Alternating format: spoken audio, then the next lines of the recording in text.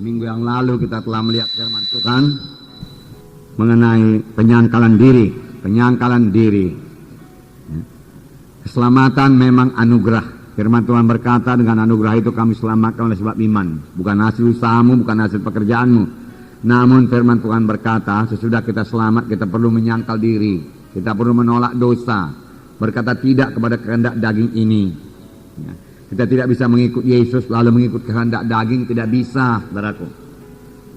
Untuk itulah gunanya Roh Kudus diberikan, supaya dengan Roh itu kita mematikan perbuatan tubuh ini, supaya kita jangan melakukan kehendak kita, tetapi kita melakukan kehendak Tuhan, supaya kita bisa hidup suci. Firman Tuhan berkata, jikalau kamu hidup menurut kehendak daging, walaupun kamu sudah selamat, sudah lahir baru, kamu akan mati kelak. Sebab ini tertulis dalam buku Roma 8 ayat 13. Yang dituliskan pada sidang Tuhan di Roma yang sudah selamat. Tetapi tinggalkanlah semua kehendak daging, tinggalkanlah semua perkara-perkara lama dalam hidupmu. Firman Tuhan berkata. Dan buku Roma pasal 12 ayat 2 berkata, janganlah kamu menjadi serupa dengan dunia ini. Janganlah kamu serupa dengan dunia ini.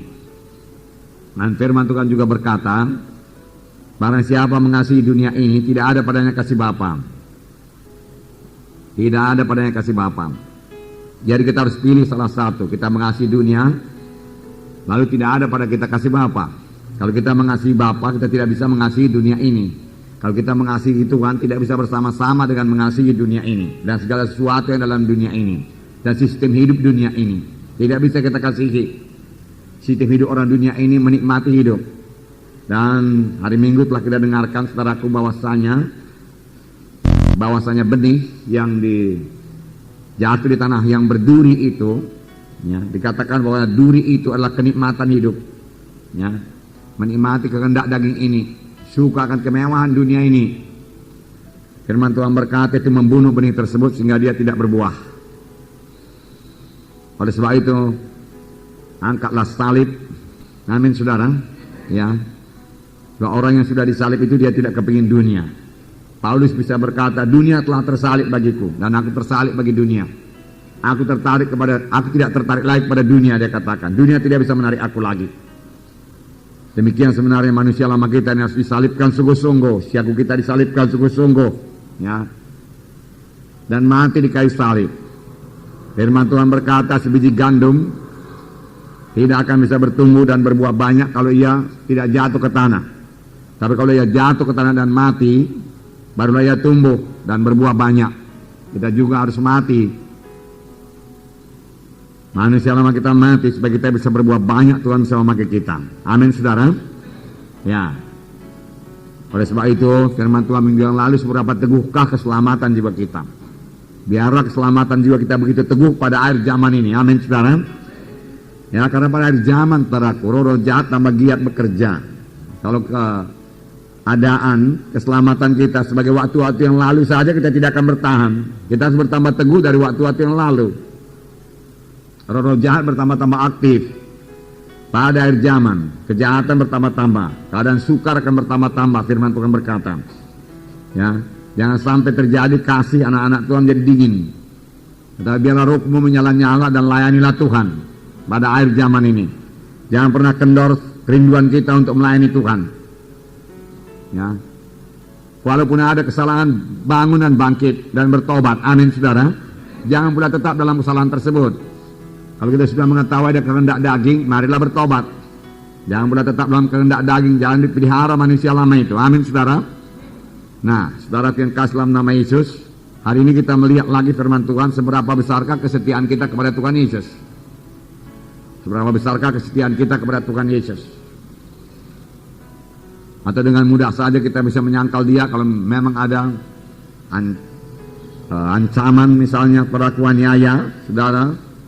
Apalagi kita dengan mudah saja menyangkal Yesus, ya, atau mengikuti ilah-ilah yang lain, saudaraku. Kita membaca Keluaran 32 ayat 19 sampai 28.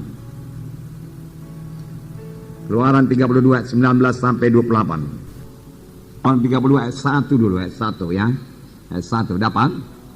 Mari kita baca ayat 1. Ketika bangsa itu melihat bahwa Musa mengundur-undur turun dari gunung itu, maka berkumpullah mereka mengerumuni Harun dan berkata kepadanya, Mari buatlah untuk kami Allah yang akan berjalan di depan kami. Sebab Musa ini yang telah memimpin kami keluar dari tanah Mesir, kami tidak tahu apa yang telah terjadi dengan dia. Ayat 19. Sama-sama. Dan ketika ia dekat ke perkemahan itu dan melihat anak lembu dan melihat orang menari-nari, maka bangkitlah amarah Musa. Dilemparkannya lah kedua loh itu dari tangannya dan dipecahkannya pada kaki gunung itu. Sesudah itu diambilnya anak lembu yang dibuat mereka itu, dibakarnya dengan api dan digilingnya sampai halus. Kemudian ditaburkannya ke atas air dan disuruhnya diminum oleh orang Israel. Lalu berkatalah Musa kepada Harun, apakah yang telah dilakukan bangsa ini kepadamu sehingga engkau mendatangkan dosa yang sebesar itu kepada mereka? Tetapi jawab Harun, janganlah bangkit amarah Tuanku. Engkau sendiri tahu bahwa bangsa ini jahat semata-mata. Mereka berkata kepadaku, buatlah untuk kami Allah yang akan menjalani depan kami. Sebab Musa ini yang telah memimpin kami keluar dari tanah Mesir, kami tidak tahu apa yang telah terjadi dengan dia. Lalu aku berkata kepada mereka, siapa yang mempunyai emas haruslah menanggalkannya. Mereka memberikannya kepadaku dan aku melemparkannya ke dalam api dan keluarlah anak lembu itu.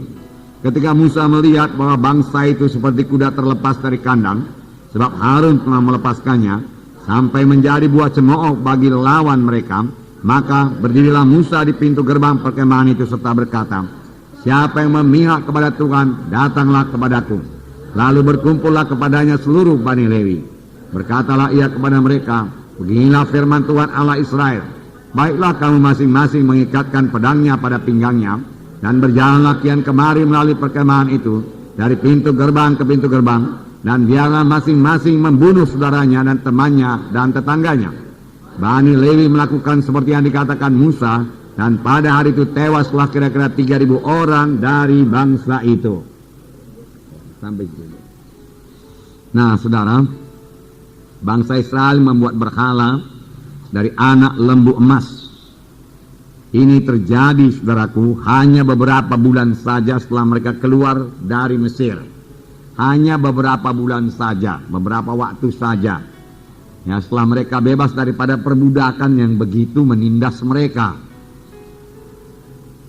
Mereka telah mengalami kuasa Tuhan yang sangat luar biasa.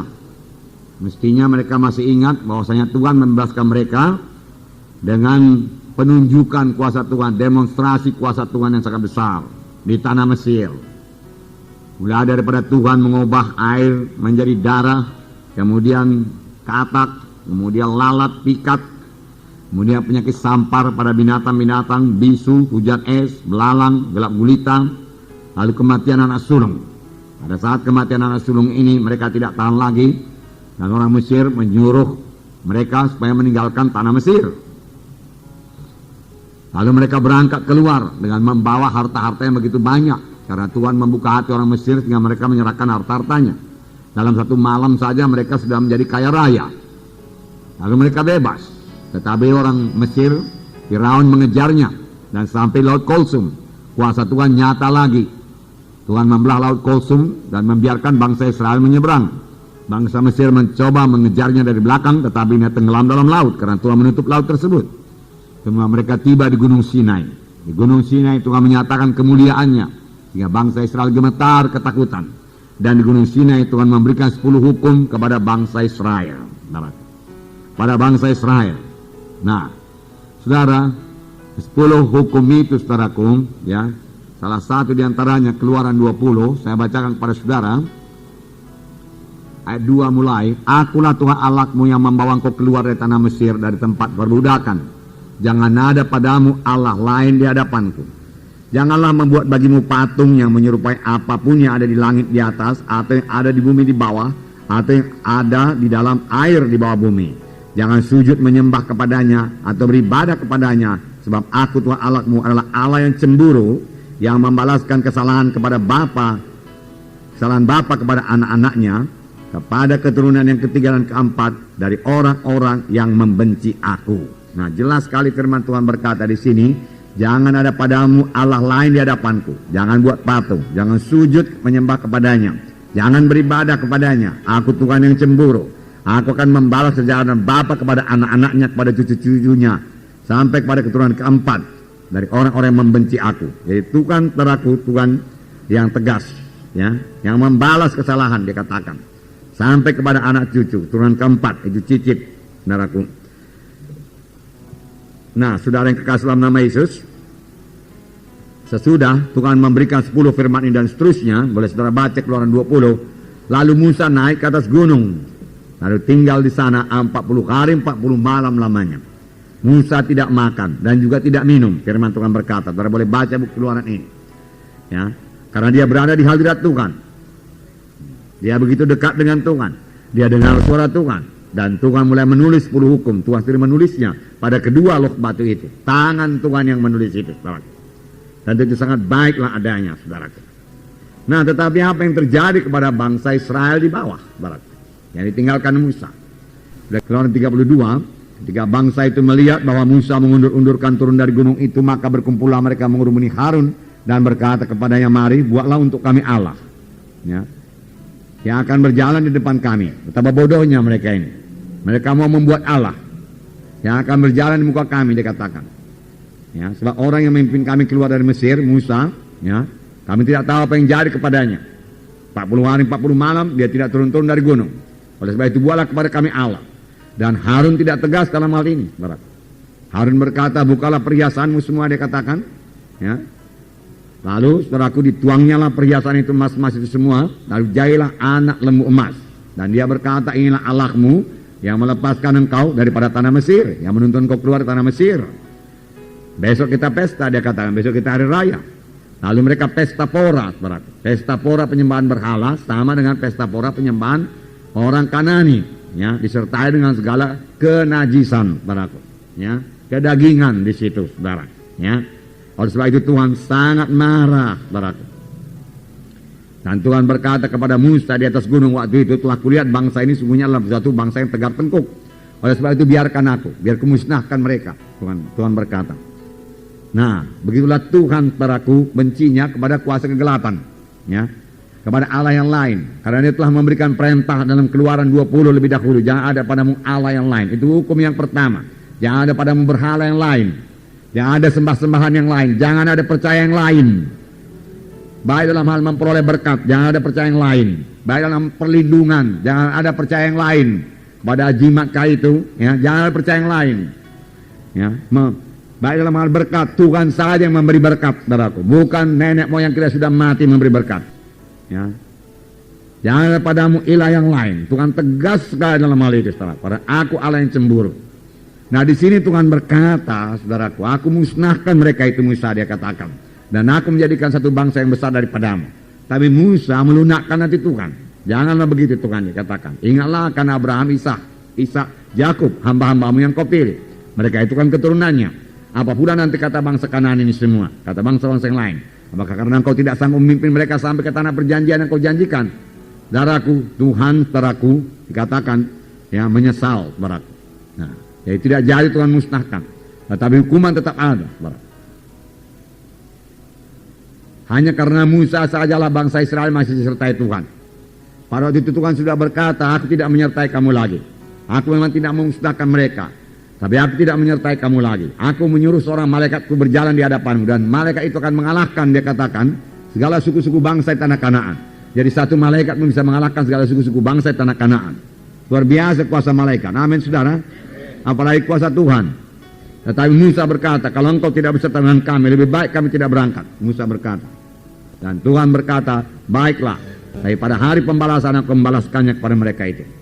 Oleh sebab itu, saudaraku, kita hati-hati sekali, saudaraku, dengan terlibat dalam adat-adat kegelapan ini. Amin, saudara. Jangan ada yang terlibat lagi dalam adat-adat kegelapan. Itu sangat kebencian kepada Tuhan. Dan sangat membuka pintu kepada setan, saudaraku. Dan kalau dibuka pintu kepada setan, setan selalu memanfaatkannya dengan sebaik-baiknya dan dengan secepat-cepatnya. Setan datang hanya untuk mencuri, membunuh, membinasakan. Ya. Setan pembunuh, saudaraku, setan pembunuh. Nah, di sini tadi dikatakan, ya, kemudian Tuhan berkata kepada Musa, Musa turun, bangsa itu sudah menyembah berhala. Lalu Musa turun dari gunung. Di tengah jalan Joshua berkata, ada suara seperti sorak-sorak peperangan. Musa berkata, itu bukan sorak peperangan, tapi nyanyian bersaut-sautan. Dan ketika mereka dekat, kita sudah baca tadi, lalu Musa melihat anak lembu emas dan bangsa Israel berpesta pora, ya, dengan segala nafsu kedagingannya di situ. Lalu Musa, saudaraku, begitu marah, saudaraku. Musa bukan tidak bisa mengendalikan kemarahannya, saudaraku. Musa tetap dikuasai oleh Tuhan, saudaraku. Hanya Musa sangat marah kepada dosa, sangat marah kepada dosa, kemarahan yang sangat suci. Ya, sangat marah kepada dosa itu. Sampai 2 lok batu yang diukir oleh Tuhan itu, yang ditulis oleh Tuhan itu, saudaraku, dihancurkannya, saudaraku, dilemparkannya.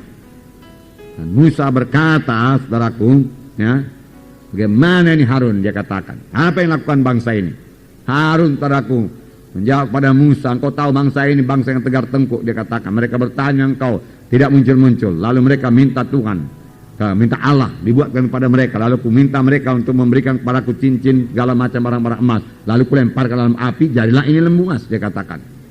Saudaraku, tentu dia mengukir-ukirnya semua di situ, bukan lemparkan dalam api keluar lembu emas, tidak, saudaraku. Ya, kerja sungguh-sungguh dia itu, saudaraku. Ya. Lalu Musa berkata, siapa yang berada di pihak Tuhan, mari kemari. Bani Lewi datang. Nah, saudara yang kekasih dalam nama Yesus, heran juga saudaraku, ya. Mereka secepat itu, saudaraku, berpaling daripada Tuhan.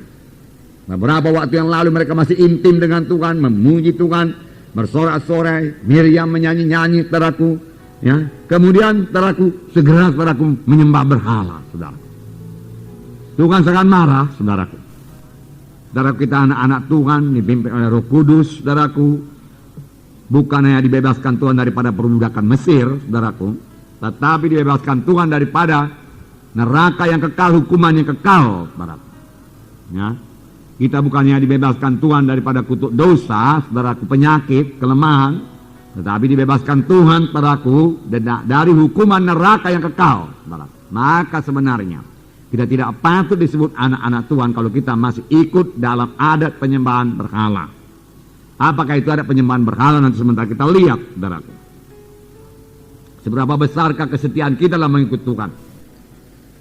Bahkan ada firman Tuhan berkata, jikalau seorang mengasihi bapaknya, ibunya lebih daripada aku, ia tidak layak menjadi pengikutku. Tuhan berkata, Tuhan Yesus harus menjadi nomor 1 dalam hidup kita, saudaraku. Amin, saudara. Nah, Tuhan sekarang ini memang tidak menyuruh kita membunuh dengan pedang, saudaraku. Bahkan Tuhan sendiri, saudaraku, dalam di taman Getsemani, waktu dia ditangkap, Petrus menghunus pedangnya. Tuhan berkata, sarungkan pedangmu, Petrus, karena orang yang memakai pedang akan mati dimakan pedang, saudaraku. Tetapi mengapa ini masih ada dalam Alkitab ini? Supaya kita bisa menetapkan sikap hati kita yang sangat tegas, saudaraku. Supaya kita bisa menyatakan sikap hati kita yang sangat tegas untuk tidak terlibat, saudaraku, dalam segala macam adat kegelapan tersebut. Ya. Tidak ada sangkut paut lagi. Ya. Jangan dibiarkan, saudaraku. Itu harus tegas, saudaraku. Ya. Tegas menolak kuasa-kuasa kegelapan. Ya. Mari berada di pihak terang. Ya. Terang, Allah itu terang adanya, saudaraku. Ya. Bencilah akan kegelapan, saudaraku. Berada dalam kesucian, bencilah akan yang najis, saudaraku. Berada dalam kebenaran, bencilah akan segala sesuatu yang salah. Amin. Itulah artinya mengikut Tuhan Yesus. Bukan mengikut Tuhan Yesus, haleluya, ku terima engkau Tuhan sebagai Tuhan dan Juru Selamatku. Mari Tuhan masuk dalam hatiku. Kemudian tidak ada meninggalkan apa-apa, saudaraku. Petrus berkata, kami meninggalkan segala sesuatu untuk mengikuti kau. Petrus bukan hanya meninggalkan dosa, dia meninggalkan hartanya, dia meninggalkan pekerjaannya, dia meninggalkan nelayannya, dia meninggalkan perahunya, dia meninggalkan keluarganya. Dia tinggalkan semua untuk mengikut Yesus, saudaraku. Sebenarnya bagi kita yang berkeluarga, Tuhan tidak suruh kita meninggalkan keluarga. Tetapi jangan sampai keluarga kita, kalaupun ada mereka yang tidak percaya kepada Tuhan, menarik kita keluar lagi dari jalan Tuhan. Kita yang menarik mereka masuk pada jalan Tuhan. Amin. Teguh, saudaraku, dalam Tuhan, saudaraku. Apa yang kita tinggalkan dalam mengikut Tuhan? Dosa apa yang kita tinggalkan? Jangan kembali lagi pada dosa tersebut. Lawan dosa itu. Karena Tuhan ada dalam saudara. Roh Kudus ada dalam saudara. Maka saudara sanggup mengalahkan dosa itu. Amin. Haleluya. Beri tepuk tangan yang meriah kepada Tuhan. Inilah kesetiaan yang diminta Tuhan dari anak-anaknya. Tuhan minta kita setia. Kesetiaannya sedemikian rupa lah. Diminta Tuhan dari anak-anaknya. Saya bacakan pada saudara Matius pasal 10 ayat 34 sampai 38. Matius pasal 10 ayat 34. Janganlah kamu menyangka aku datang untuk membawa damai di atas bumi, ya. Aku datang bukan untuk membawa damai, melainkan pedang. Pedang membawa pemisahan, barat. Ya. Tuhan ini sudah bisa berdamai dengan kuasa-kuasa kegelapan. Dan Tuhan minta kita juga tidak berdamai, tidak kompromi dengan saudara-saudara kita yang masih dalam kegelapan. Kita mengasihi mereka itu, amin saudara. Kita rindu dia selamat. Tetapi kalau kita ikut dia, bukan saja kita tidak selamat, dia pun tidak selamat. Tetapi kalau kita berdiri di atas kebenaran Tuhan, ada kuasa Tuhan pada kita, ya, dan dia melihat satu kehidupan, ya, yang baru ada dalam kita yang tidak dia miliki, saudaraku, kehidupan yang bersekutu indah dengan Tuhan. Maka itu bisa menarik dia kepada Tuhan. Amin. Tegas, saudaraku, tegas. Ya. Kemudian, sebab aku datang untuk memisahkan orang dari ayahnya. Apakah anak dengan bapa kalau sama-sama mengikut Tuhan dipisahkan Tuhan? Tidak. Ya, tidak akan dipisahkan Tuhan, diberkati Tuhan malah, saudaraku. Tetapi kalau sang anak mengikut Tuhan, sang bapa mengikut berhala, Tuhan pisahkan, saudaraku. Tuhan pisahkan, mengikut adat kegelapan, Tuhan pisahkan. Anak perempuan dari ibunya, dipisahkan Tuhan. Karena tidak sama-sama mau mengikut Tuhan. Ya. Satu mau terus memegang berhala. Ya, takut-takut kepada famili, takut menyakiti hati famili, ikut-ikut juga cara-cara kegelapan. Ya. Saudara barangkali heran, mengapa Bani Israel menyembah Baal dan Asitoret? Saudaraku, mereka intim dengan orang Kanani. Ya, orang Kanaan. Ya. Nah, mereka berteman, saudaraku. Ya. Lalu mereka ikut ala-ala orang Kanaan. Menantu perempuan dari ibu mertuanya dan musuh orang ialah orang-orang seisi rumahnya. Ya. Karena tidak semua terus selamat, barat. Barang siapa mengasihi bapa atau ibunya lebih daripada aku, ia tidak layak bagiku. Lihat lain. Seberapa besar kasih kita kepada Tuhan. Kasih yang bagaimana ini dikehendaki Tuhan, saudaraku. Apakah kasih hanya cukup mengatakan kepada Tuhan, aku mengasihi engkau Yesus, aku mengasihi engkau Yesus? Saya percaya tidak cukup demikian. Harus disertai dengan tindakan. Saya buangkan semua kegelapan Tuhan. Ya, saya tidak mau terlibat lagi dengan acara-acara kegelapan. Tidak ada sangkut pautku lagi dengan acara kegelapan. Saudaraku, ini bukan hanya bagi saudara, tapi bagi semua anggota-anggota KKS saudara. Amin, saudara. Harus memikul salib, menyangkal diri. Baru bisa layak jadi anak Tuhan, layak jadi pelayan-pelayan Tuhan. Nah, ini firman Tuhan untuk mendewasa rohani saudara. Amin, saudara. Ya. Pada waktunya saudara harus menyangkal diri. Amin. Nah, saudara yang kekasih dalam nama Yesus, ya, yang nomor satu, yang paling utama dalam hidup kita, Tuhan Yesus. Yang lainnya tambahan saja semua itu. Bahkan kalau kita mengikut Yesus, lebih banyak lagi tambahkan Tuhan kepada kita, saudara. Tapi nomor satu Yesus. Mensukacitakan hati Yesus dengan penyangkalan diri yang sungguh-sungguh, dengan tidak terlibat dengan kuasa kegelapan. Tetapi itulah dia kasih yang dikehendaki Tuhan. Amin, saudara. Tidak, saudaraku, perintah-perintah, saudaraku. Tidak, tegas, harus tegas. Itu sebab terjadi sidang yang tegas ini, saudaraku. Dan Tuhan bekerja dalam sidang ini sampai sekarang ini, saudaraku. Itu sebabnya jiwa-jiwa datang. Itu Roh Kudus sangat kuat, saudaraku. Saya lihat dalam doa semalaman, saudaraku, jiwa-jiwa masih datang untuk berdoa semalaman. Banyak yang datang, saudaraku, dalam pekerjaan Roh Kudus. Saudara kita ini, saudara pemimpin KKS, saya mengatakan pada saudara, saudara mengerjakan pekerjaan Tuhan. Ya, mengerjakan pekerjaan Roh Kudus. Amin. Bukan mengerjakan pekerjaan manusia. Dan mengerjakan pekerjaan Roh Kudus harus menurut kehendak Roh Kudus, bukan kehendak saudara. Kalau saudara mau berhasil, firman Tuhan berkata, bukan oleh kuat, bukan oleh gagah, tapi oleh Rohku juga yaitu akan jadi. Oleh sebab itu kita harus bersekutu dengan Roh Kudus. Tapi kalau kita tidak hidup dalam kesucian, kita tidak bisa bersekutu dengan Roh Kudus. Dan kalau kita tidak bersekutu dengan Roh Kudus, saudaraku, saudara, Roh Kudus tidak bisa bekerja dalam kebaktian kita. Dan kebaktian kita hanya akan, saudaraku, dikuasai oleh kuasa, ya, kuasa manusiawi saja. Seberapa kuat kita, saudaraku, secara manusiawi menahan dia dalam kebaktian, menahan dia dalam KKS begitu saja. Ya, Roh Kudus tidak bisa bekerja dengan bebas. Oleh sebab itu, mari masuk dalam kesucian Tuhan. Sehingga persekutuan saudara dengan Roh Kudus begitu indah, saudara intim dengan Roh Kudus, Nah, saudara diurapi Roh Kudus. Amin. Rindu akan urapan Roh Kudus yang pertama-tama dalam pelayanan saudara. Amin. Ya, rindu. Ya, doakan dengan sungguh-sungguh. Dan doakan sampai Roh Kudus turun. Ya, ini masanya Roh Kudus bekerja.